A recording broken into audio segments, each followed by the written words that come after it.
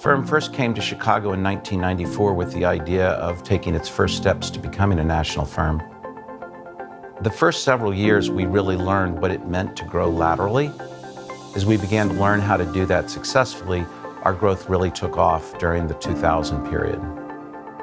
We are a firm that, first of all, values transparency and democracy, really emphasizes respect, both for our colleagues and our subordinates.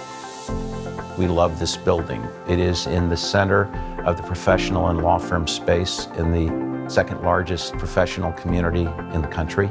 So we love the location, and we were committed to the idea of staying here if we could. So we really took a hard look at the design of our space. It was starting to become dated and tired. The existing space was very beige, not a lot of contrast. It definitely needed some upgrading in terms of aesthetics, but also just the functionality of the space. So it began to occur to us, in connection with our folks at Pepper and Perkins and Will, our architects, that we could do a relatively radical makeover. We just had a vision for the future of how we wanted to operate. The design process was very collaborative, and because of that, once we got to the construction, we had a really good roadmap. It took constant communication between ourselves, our design team, our construction teams, as well as developing and nurturing those relationships within the building. Looking at how smoothly the entire renovation functioned, there was very little upset at all. The major part of our project involved the stairwell from the 43rd and 42nd floors. To me, that's really important because it bespeaks the togetherness of the office. They would be able to walk up and down stairs, see each other, see their legal assistants, and not feel like they were the folks in the other elevator bank.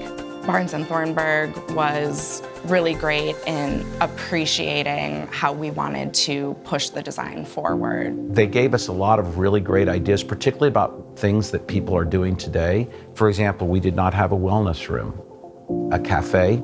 An actual conference center, that was something that was lacking before. Their war rooms weren't functioning the way they wanted them to. All the conference rooms are named after architects and designers, so we reused some of those. I was amazed at coming in and looking at the names on all these offices. Frank Lloyd Wright, tribute to Hadid. That for me was kind of cool. And most importantly, we were able to bring in natural light down the hallways, which has a tremendous impact and influence on morale. But then to really enhance that, we wanted to bring in some colorful artwork as well. And in general, it makes for a happy staff, and a happy staff makes for a happy office. The before and after shots are drastic.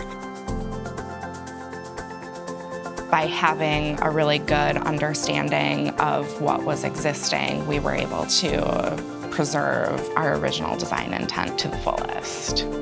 That dynamic between Perkins, Will, Barnes Thornburg, and Pepper was amazing. A great group of people. With their help and with their guidance, we were able to complete their project in a timely manner and as quietly and as professionally as we could.